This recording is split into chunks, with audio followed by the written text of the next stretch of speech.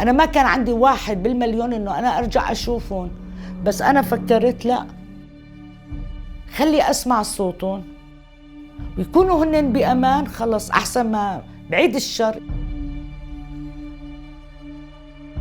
يضلوا جنبي ويصلون شيء.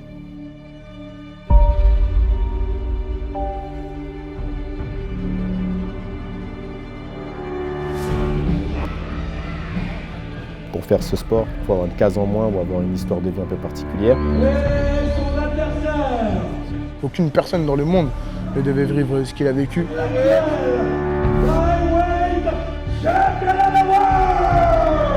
Son visage, dans ses yeux, ça se voyait qu'il avait vu des trucs qu'il fallait pas, quoi. Je pense qu'il y en a qui s'en remettent pas. Allez Michael! Allez Michael!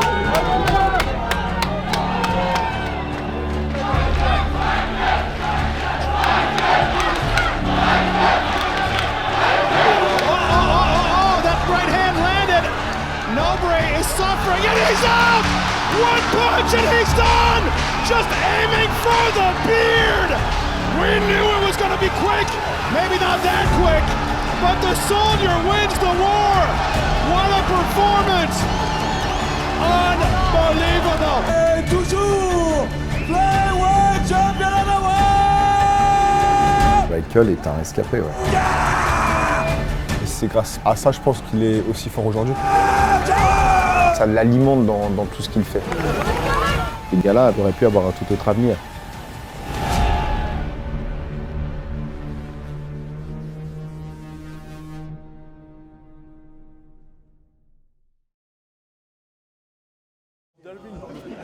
Il a dit ouais.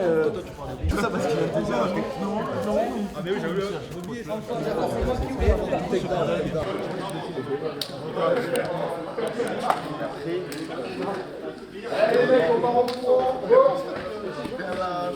J'ai tourné plusieurs fois avec lui, il est venu m'aider sur des camps assez gentiment et franchement il m'a donné à chaque fois des bons rounds. Pourtant c'est la catégorie flyweight mais je l'ai trouvé très costaud, c'est-à-dire qu'à chaque fois je le voyais je me disais mais comment il fait 57 kilos ce mec, c'est pas possible, genre ouais, c'est un cube.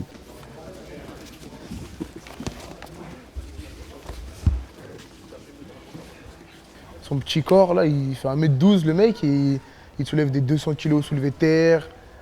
Il fait des squats 180, des trucs comme ça.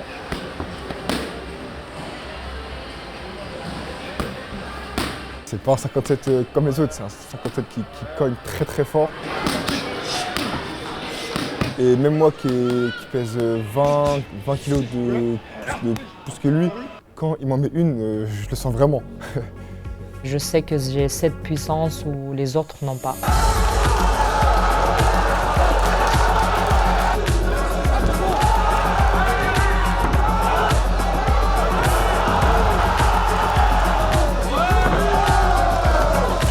Oh, attention à la droite! Contrôle bien maîtrisé. Il a été touché en tout cas, un coup de poing retourné. C'est un carnage! Ah, il est habité, Michael Aljarouz!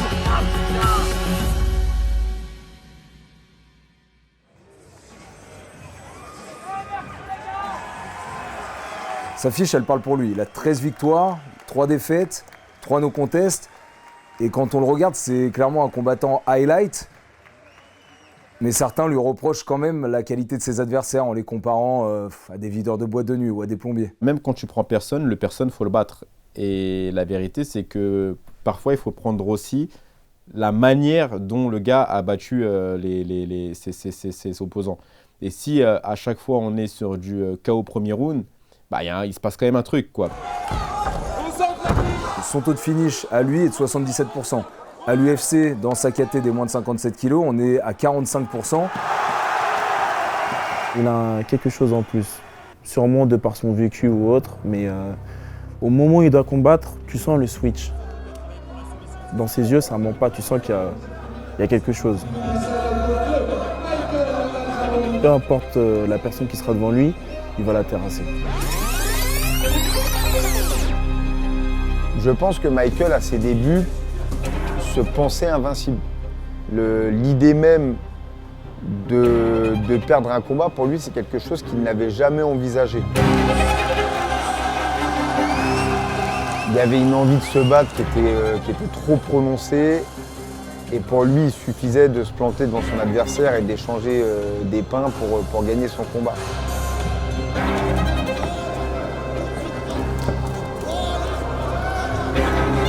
C'est vrai que j'avais un très grand problème à contrôler mes émotions. C'était le Michael méchant, mais pas le Michael intelligent. Il n'y a même pas eu de game plan en fait, c'était la bagarre quoi.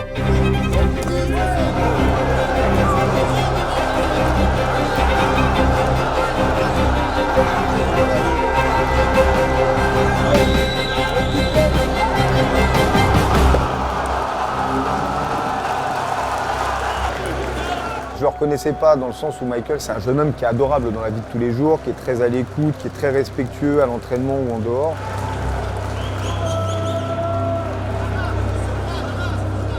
Je me rappelle, Gaëtan, il était sur le côté, il était tellement énervé, alors que tu ne peux jamais voir Gaëtan énervé, où il a pris la chaise, il l'a smashé par terre. Il a raison. À sa place, je l'aurais smashé à mon élève. Un déni de vulnérabilité, miroir d'un passé fissuré.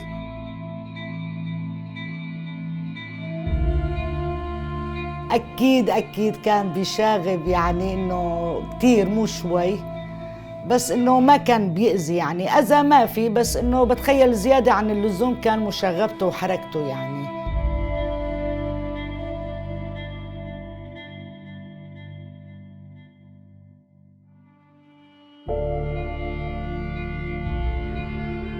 ايه كان في عنده حركة يعني انه مو مفرطة بكل ما تعنيه الكلمة انه مثلا ما بيهدى او شيء بس بيحب دائما يحرك حاله يشتغل كذا انه هالحكي وقت ما بلش يزحف ويمشي يعني انه ايه بحسه ما كان مثل باقي الاولاد. Cette hypersensibilité, Michael Adjarouj a dû l'apprivoiser. Il y a eu un gros travail qui a été fait ensuite sur ce volet psychologique avec Michael. Ma femme qui est psychologue et qui a cette compétence-là sur l'accompagnement des athlètes, qui s'est mis en relation avec Michael. Grâce à elle et grâce à Gaëtan, j'ai pu pas devenir son cœur, mais une fois je suis dans mon travail, et ben je suis neutre. Je ressens pas d'émotion. Je suis là pour faire mon travail et revenir à la maison. Michael Adjarouj, il fait bien son taf. Il a remporté 3 ceintures nationales et il les a toutes défendues au moins une fois. Alors, c'est sûr qu'il reste sur un no contest plutôt heureux dans un combat où il a été ultra dominé en Hongrie. Alors, est-ce qu'il est trop ambitieux? C'est une question qu'on peut se poser. Je sais que j'ai le niveau pour faire très très mal et même ramener la ceinture de l'UFC et la rajouter à ma collection des ceintures dès le début de ma carrière. Tu as toujours clamé haut et fort, ton ambition c'est aller à l'UFC, décrocher la ceinture et marquer le nom Adjarouj dans l'histoire. Pourquoi c'est si important pour toi ?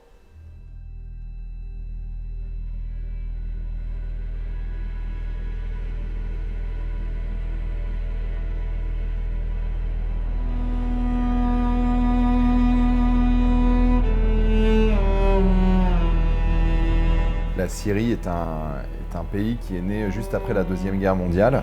Et avant ça, la Syrie faisait partie du mandat français.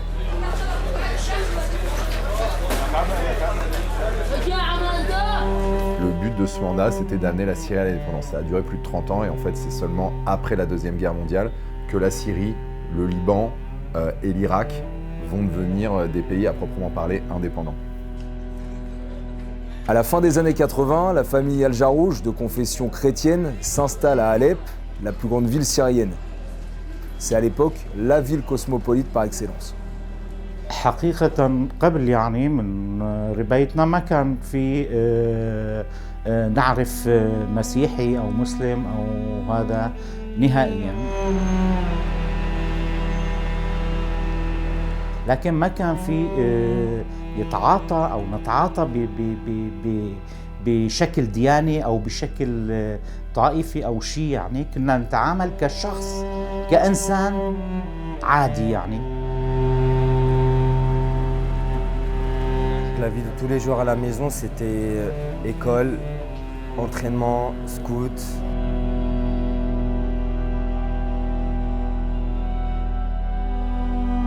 Quand j'étais petit, moi j'étais toujours attaché à des trucs. Voilà, boum, boum, il s'amusait à faire des trucs avec moi. Voilà, par exemple, bon ça c'était moi apparemment qui entrais dans la machine à laver. Ça c'est avant le sport. Quand j'ai décidé, c'est bon, il faut que je sois sérieux.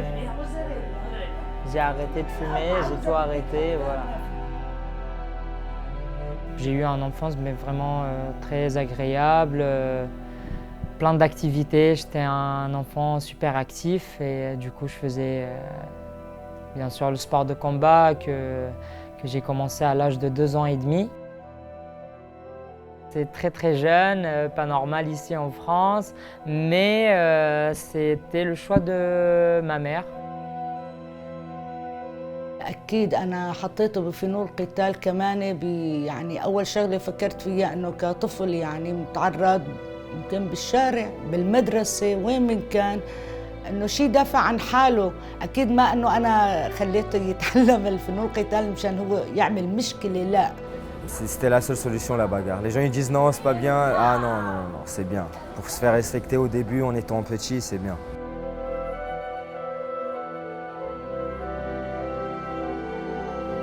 لأني من البداية إنه مايكل ولا جورج إنه تعلموا إنه في شيء خطأ في شيء صح بيعرفوا هو بالبدايات مثل ما قلت إنه بالكونفو تايكواندو هالقصص يعني ما كان فيها هالعنف مثل هلا برياضتهم.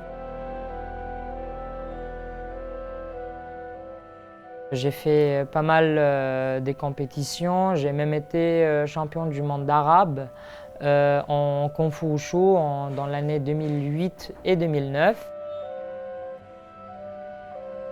Le sport professionnel n'est pas du tout structuré en Syrie. Il l'est encore moins aujourd'hui, mais il l'était déjà pas beaucoup avant. Pour vous donner juste une idée, le sport qui payait le plus, évidemment, c'était le foot. Un joueur de foot professionnel en Syrie, il touchait 3000 livres syriennes par mois, donc ça fait un peu moins de 50 €.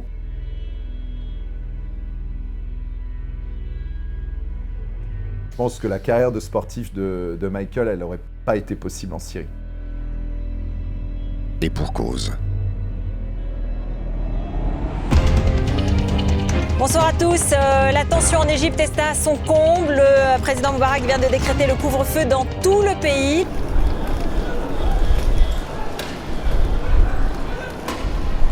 Quand éclatent les printemps arabes en Égypte, en Tunisie, avec 2 énormes révolutions, 2 mois plus tard, c'est le début de ce qu'on appelle la révolution syrienne, c'est-à-dire en fait la transmission de ce mouvement contestataire.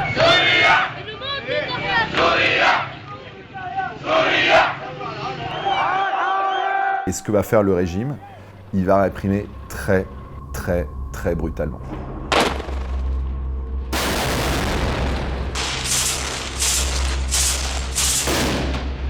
On va se retrouver progressivement dans le début d'une guerre civile qui va durer 13 ans et qui va être ultra violente, entre un régime qui va être prêt à tout contre sa population, y compris à un moment donné utiliser des armes chimiques pour mater la répression, et une opposition dont vont émerger au sein de cela des groupes djihadistes.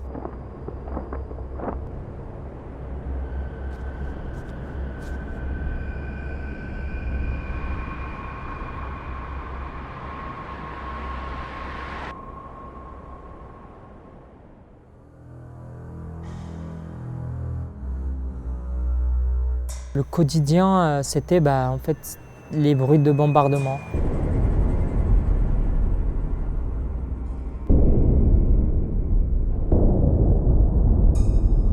Il y avait un sniper juste à côté de chez moi.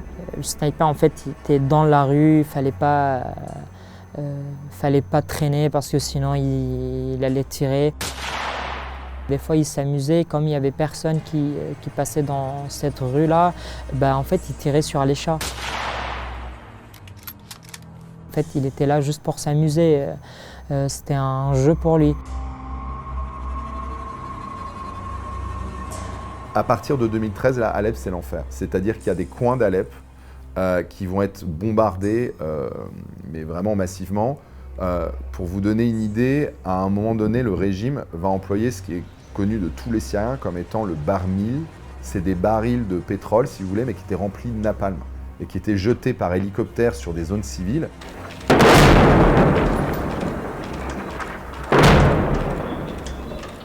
صعب انه اقدر انه انا اعبر شلون كنت يعني كنا بحاله توتر بشكل ما طبيعي يعني انه انا اول شيء يعني كنت بس ما كنت اقدر يعني احاول انه مايكل وجورج انه اخليهم بالغرفه يعني بس اكيد هالشيء ما كان بتقبلوا يعني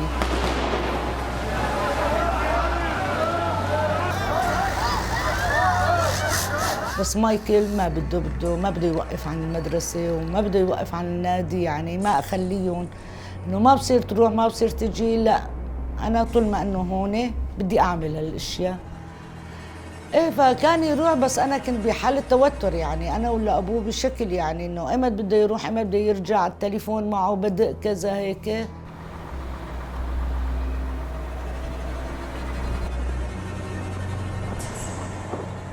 يعني قبل ما يصير انه مثلا كتير اطلاق نار وهيك كان في عم بصير حالات خطف بشكل ما طبيعي.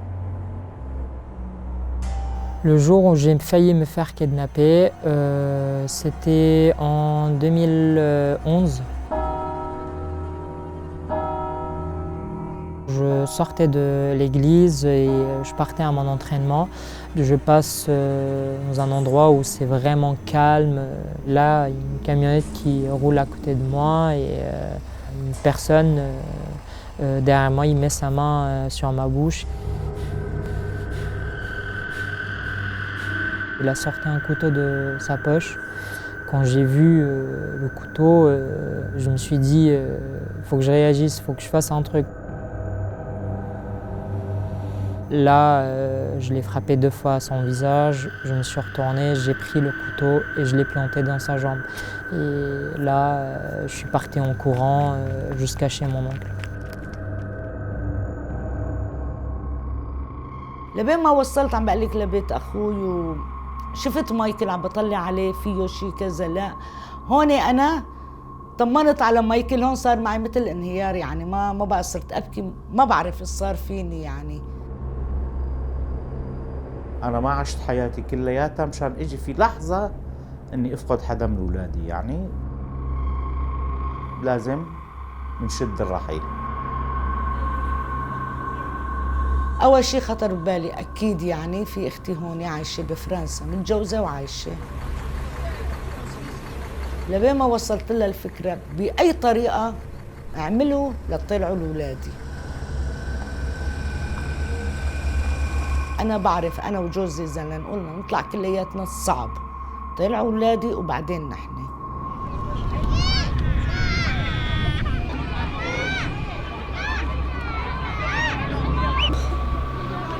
La Syrie, il y avait 25 millions d'habitants avant la guerre. Il va y avoir à peu près 13 millions de réfugiés. Plus de la moitié de la population syrienne va fuir. Généralement, le Liban était, c'est un port et un aéroport, donc une porte de sortie vers aussi l'étranger pour ceux qui pouvaient. Le jour où on était dans le bus pour y aller en Liban, on s'est fait arrêter par un groupe de Daesh et ils m'ont fait descendre parce que pour eux j'avais l'âge pour faire la guerre. Et là il y a le chef qui me parlait et en même temps un des soldats il mettait un gilet pare-balles sur moi avec des grenades, il me donnait une arme et en même temps le chef me disait écoute, tu as 2 choix, soit tu combats pour nous, soit on va te tuer toi et ta famille.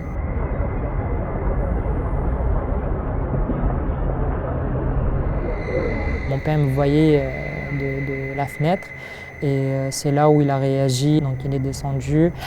Il a négocié avec leur chef, il lui a donné de l'argent et c'est là où il nous a libérés.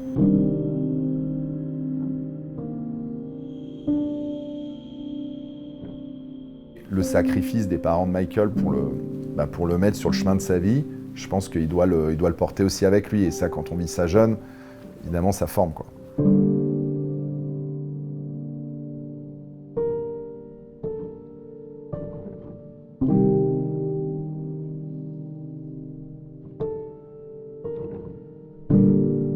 كثير صعب طبعا. انا بالنسبه لي انه اولاد صغار، انا كان 15 سنه او 13 سنه 11 سنه، يعني ما في انسان بيغامر بهالشيء. بس لكن ارجع افكر فيها واقول خليني سفرهم ويكونوا عايشين احسن ما اشوفهم قدام عيني يعني يقتلوا او يصيبهم اي شيء او يتعرضوا لموقف ما معين. يعني وقت انا عم بوضعهم بالمطار هن ماشي عم بيعملوا لي باي، قلت خلص يعني مستحيل اشوفهم، بس خلص بعرف انه اجوا لمكان امن.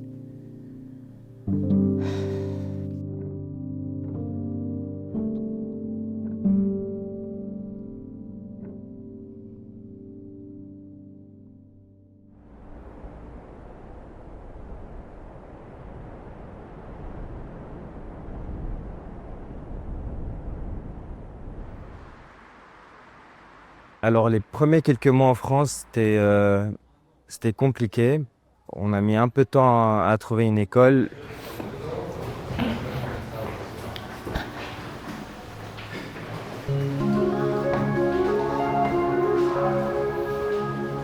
Bonjour, excusez-moi, Madame Montenegro est là? Oui, elle est là, elle est en salle de cours. Bonjour Madame. Comment vous allez? Ça va bien et toi? Vous allez bien? Oui. Moi aussi. Madame Montenegro était importante pour moi parce qu'on parlait pas spécialement que des cours, mais de ma vie en général, de ce qui s'est passé avec moi, comment je me sentais, etc. Mais elle m'aidait beaucoup. Madame Lé, tu l'avais eu? Bien sûr, SES. Peut-être du Mans, non? Non, Madame Lé. Il avait envie d'apprendre, il avait envie de progresser et il ne perdait pas une occasion de parler, même si c'était un truc un peu mix de plusieurs langues, même si la phrase n'était pas parfaite, voilà. Dia, il s'est marié. Oh, excellent! Du coup, on est parti. C'était une nécessité pour lui d'apprendre la langue pour pouvoir faire ce qu'il voulait faire. Il y avait Patricia. C'est une motivation qui faisait qu'il progressait vite, quoi. بس انه وقت اجى لفرنسا ودرس وعمل كل شيء يعني عشان يثبت لحاله، لا اول شيء لحاله طبعا. Charlotte, elle a repris le travail après un an. انه هو ما اقل من غيره، يعني لغه اوكي يعني انا بقدر بتعلمها، يعني اللي تعلمها ما انه اذكى مني او شيء مثلا، انا كأم هيك عم بحكي يعني. عادته من صغره انه وقت يحط شيء براسه بيعملها مزبوط. Là, il y a mon lycée, Léon Blum. Et moi, ce que je faisais, quand j'avais soit des trous entre les cours ou après les cours même, je venais, il y avait un endroit ici où je faisais mes devoirs, je révisais, je m'entraînais.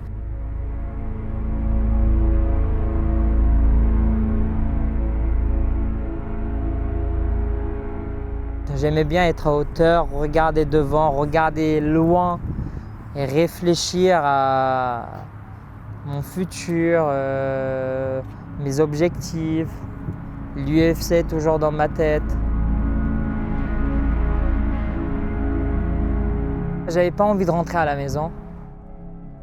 Mes parents me manquaient tout le temps. فبالنسبة للسنة ونص انه دا يجيني كموافقة واقدر اني اسافر واجي لعندهم يعني كل فترة وفترة بس ماما بابا كيفكم انتم مناح، انا كتير منيح، انا وجورج كتير مناح. غير شي يعني ما كان يحاول انه صار يعني ما شلون بدي احكي، يعني فعلا عمل مثل انه كمان هو عم بيحاول يمحي اشياء اللي مشيت معه صارت معه، بس انه بيحب يطمن نحن مناح خلاص.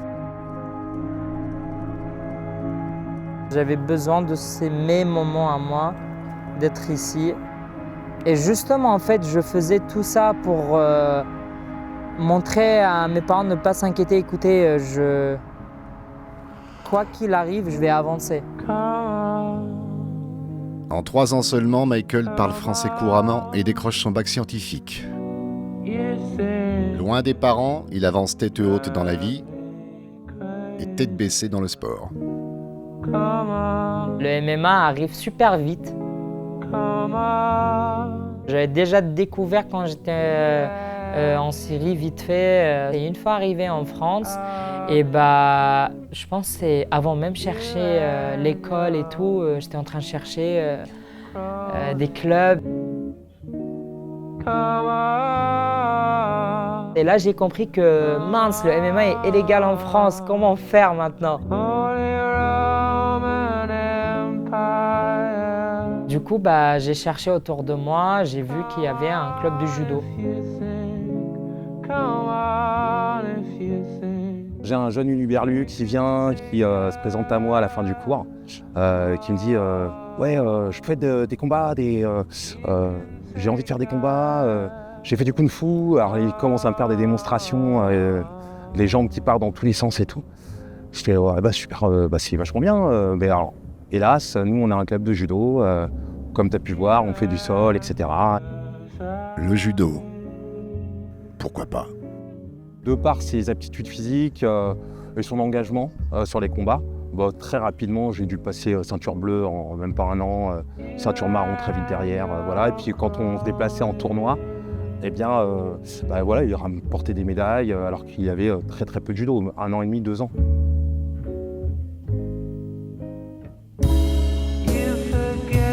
On s'est arrêté parce qu'on avait d'autres ambitions. Je voulais que faire du MMA.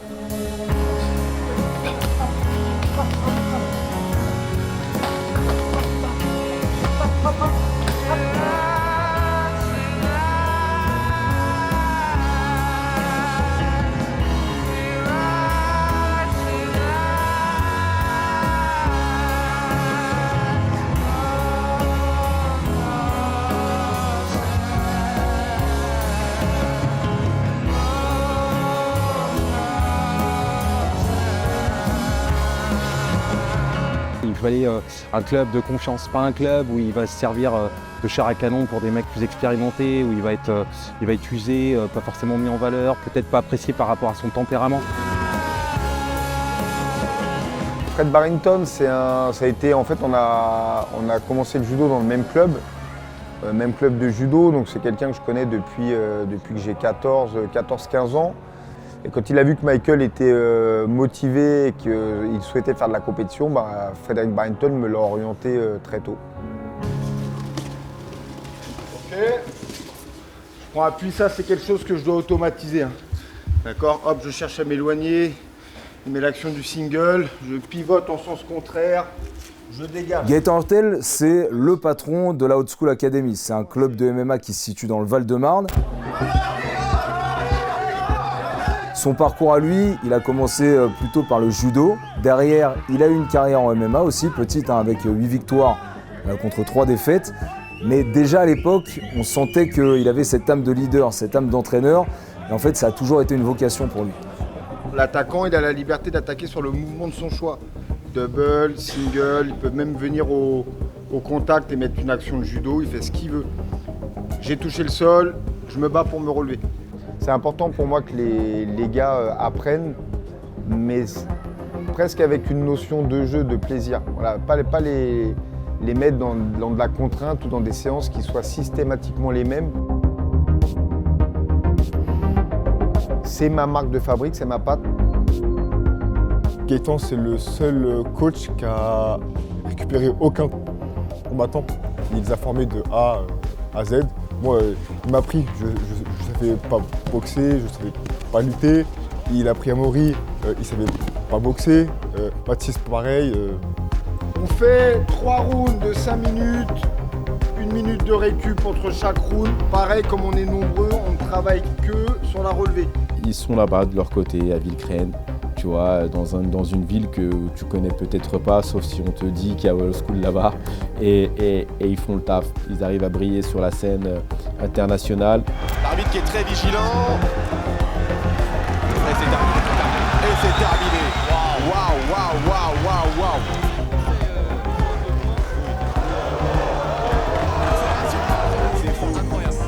Quand à un moment donné, tu as une équipe où tu as je ne sais combien de pépites du MMA qui sont en train d'arriver, on ne peut pas dire que c'est du hasard, tu vois. C'est qu'à un moment, il se passe quelque chose là-bas.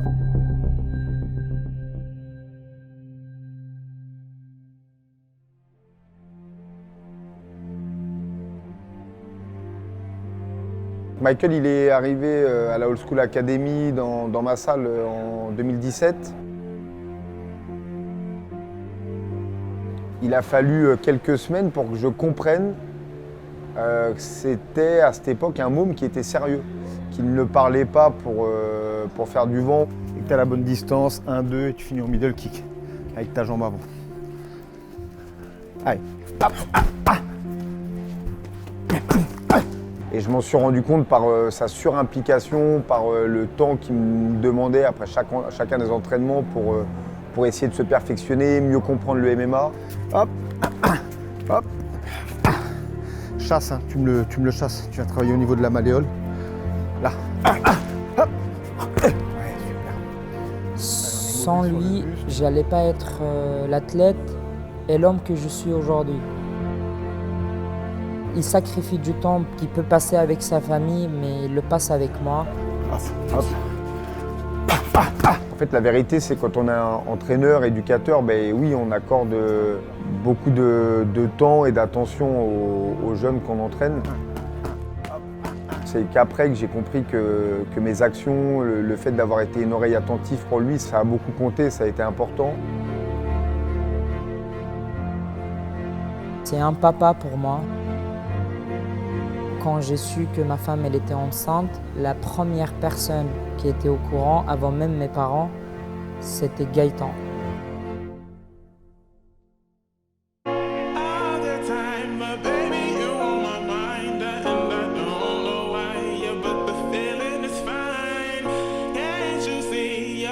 Normalement, c'est vrai que quand on fait un camp d'entraînement à l'étranger, soit on part seul, soit on part avec un staff assez réduit.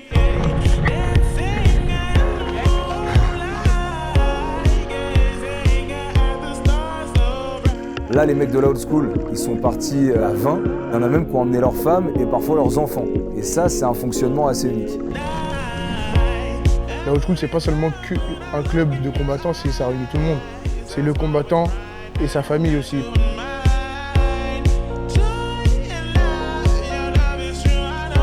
Moi, je les considère pas comme mes potes, mais comme des frères.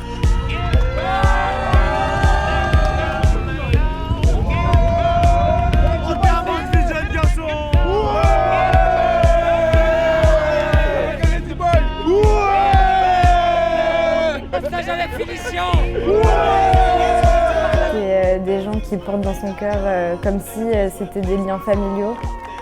Quand on part sur les événements, on est tous là parce qu'il y a certes il y a un qui rentre dans la cage, mais il y a tout le monde qui combat.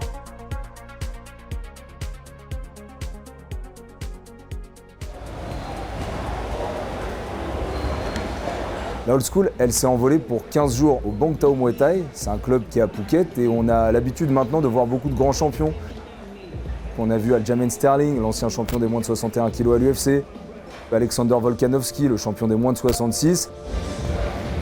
On est dans un cadre qui est idyllique et sur le volet sportif, on a des partenaires d'entraînement, des sparring de très très haut niveau. J'ai eu de la chance de tourner pour la première fois avec Petr Yan.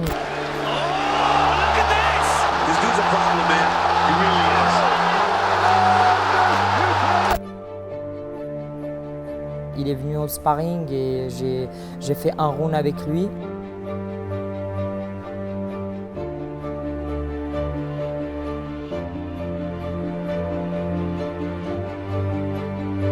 Je lui ai dit ouais, t'as une bonne pression, etc.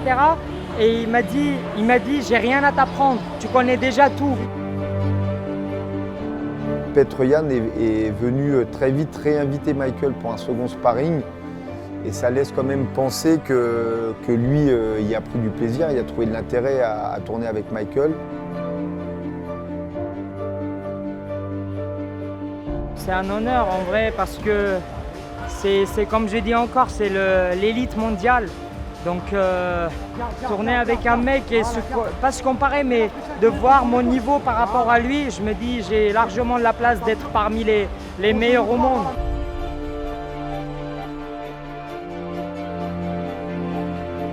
Je suis sur les bons rails pour m'asseoir sur la table des légendes en MMA. Je vais marquer l'histoire du sport. Quand je meurs, quand ils vont parler du MMA, ils vont sortir mon nom juste après. Quand on a vécu la guerre, la vraie, il n'est pas absurde de rêver un destin hors du commun dans une cage où le chaos a des règles. Aujourd'hui, c'est un homme qui est plus mûr, qui a un âge, qui a 27 ans aujourd'hui, qui a eu un enfant, qui est en couple. J'ai quand même l'impression que ces vieux démons, il a réussi à les apprivoiser et que ça a moins d'incidence sur ce qu'il est et sur ce qu'il fait. مايكل دائما بيقول انه انا بدي اخلي اسمي محفور. شلون بنحفر بالصخر؟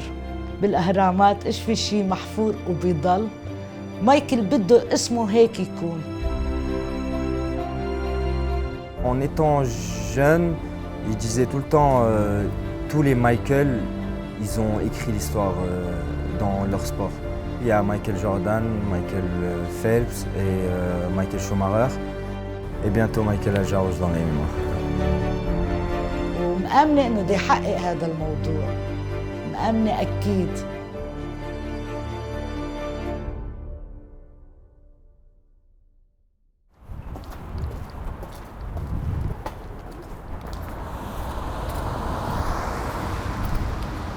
Retour à la réalité. 2 fois par semaine, Michael fait des rondes de nuit sur des chantiers. La gloire attendra, pas les factures. C'est soit ça, soit je peux pas vivre parce que je suis pas encore au niveau où je peux dire que oui, le MMA remplit mon frigo. Non, c'est loin d'être vrai encore. Donc je suis obligé d'avoir un travail à côté, ma copine aussi, pour qu'on puisse vivre correctement. Sur ce site-là, il n'y a rien d'anormal. Bonsoir monsieur. Ça fait combien de temps que vous êtes sur le site? Ça fait combien de temps que vous êtes sur le site?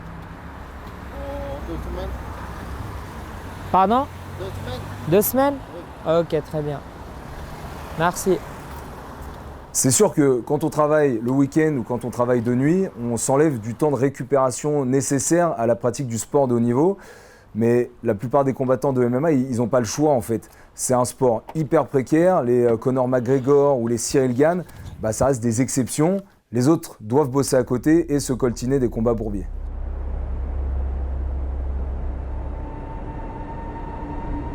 En fait, il n'y a rien de concret avec l'UFC.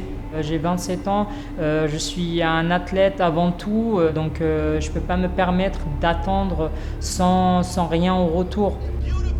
Il faut que je reste actif, il faut que je progresse, il faut que je fasse des erreurs, il faut que j'apprenne. On va avoir donc des combattants locaux et internationaux prêts à en découdre devant un public hongrois très curieux de découvrir ce format à la française. Michael Aljarouche également qui va remettre son titre en jeu face à Romero dos Reis. C'est sa 2e défense de titre et en cas de victoire ce soir, Michael, on espère qu'il rejoindra enfin les rangs de l'UFC. Et c'est parti pour le premier round. On vous rappelle que Michael Aljarouche est sur une série de 6 victoires consécutives. Il est considéré par beaucoup comme le numéro 1 français chez les poids mouches. Mais aujourd'hui, il a besoin d'encore une victoire autoritaire. Et ça part tambour battant là. Et toujours ces tentatives d'attaque aux jambes de la part du Brésilien qui a le grip. Ouais, et c'est passé, c'est passé.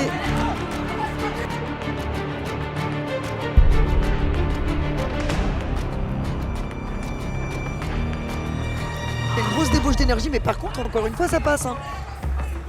Et puis tu vois la manière dont il passe la garde là d'Aljarouche, c'est assez inquiétant parce qu'on est qu'au 2e round. Michael, enlève ton protège-dents. Tu vas faire quoi? Tu vas laisser ce mec là bouffer tes rêves? Il est en train de te manger là. Tu fais le con, t'écoutes pas. Je te demande de descendre, d'être un peu plus mobile. À chaque fois, il shoot très bas en lutte, décroche. Là, on fait un travail à thème, c'est une séance du vendredi. Je te demande de le boxer, relâcher, en vitesse, en combinaison. Il ne doit pas te mettre les mains dessus. Gère mieux les distances pour pas qu'il shoot en lutte et allonge tes coups. Là, tu cherches le coup dur, tu te crispes pour rien. Ne laisse pas rentrer dans ta tête. D'accord? Ne laisse pas rentrer dans ta tête. Oh, attention! Attention, Al Jarouj qui fait un signe de pouce à son coin pour dire j'ai pas été touché. 35 secondes, Michael! Il est en train de se faire endormir. Il est casse-couille parce qu'en fait il a des gros mouvements de bus, il est dur à boxer. Oh, le front kick qui a touché non seulement sa cible mais son orgueil aussi. Hein. Ah, ça est plus entreprenant mais il s'expose Michael Al Jarouj. On voit quelques frappes au passage, lui appuie sur la tête le temps de se relever sans prendre de risque. Mais il est contrôlé par la main là, donc c'est un peu... c'est bien ce qu'il fait Al Jarouj, c'est très bien. C'est une pieuvre hein, d'Os Race. Qui a été averti par l'arbitre, pourtant il a le droit. Qu'est-ce qui se passe là? Mais il a le droit, je comprends pas. Qu'est-ce qui se passe? Mais il a le droit de frapper avec sa jambe au corps de son adversaire, je comprends pas. Mais je pense que Al Jarouj a gagné le combat. On n'a pas le droit de frapper avec les jambes au visage, mais on a le droit de frapper avec les jambes au corps. J'ai du mal à comprendre là pour le coup. Allez, quoi qu'il en soit, ça repart et il nous reste maintenant à peu près 2 minutes 30 pour faire la différence. Et c'est fini. Bah là, il a fait le travail, hein, le Brésilien, mine de rien. Oh là là, le revers. Désolé, c'est vraiment. Là, je pouvais vraiment pas. T'as quoi? Mon genou, je te le dis, ça a brillé dès le début. Je l'ai poussé, pap. Faut changer de KT, hein. Faut trop de mal les cutings, c'est pas possible. Okay. Tu peux pas te péter comme ça sur les genoux et. Là, de toute façon, l'UFC c'est mort. Pour là, tant pis. C'est l'histoire de ta vie.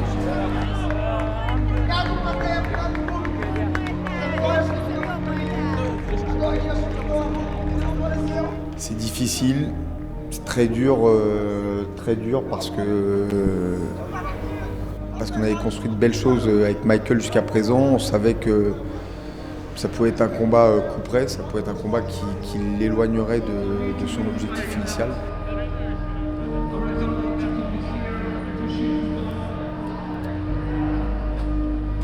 Les épreuves, c'est ce qu'ils ont fait de moi ce que je suis aujourd'hui. Donc vraiment, c'est pas une épreuve qui est plus grande que les autres. Et là, il y a un énorme coup de théâtre dans ce combat. Le coup de pied au sol, il était bien légal. Dans la règle, Michael aurait dû l'emporter au 5e round. Le clan Al Jarouj a déposé une réclamation et la défaite se transforme en no contest. Al Jarouj, il garde sa série d'invincibilité active, 6 victoires consécutives et donc un no contest. Et ça change beaucoup de choses pour la suite de sa carrière. En tout cas, ça changera rien à ce que je suis et à ce que je vaux et là où je vais aller. Ça changera rien, mon ambition ne changera pas.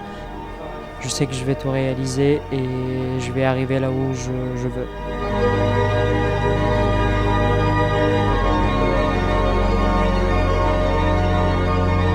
Si Michael nous a prouvé qu'il était un survivant, à lui de se prouver qu'il est immortel.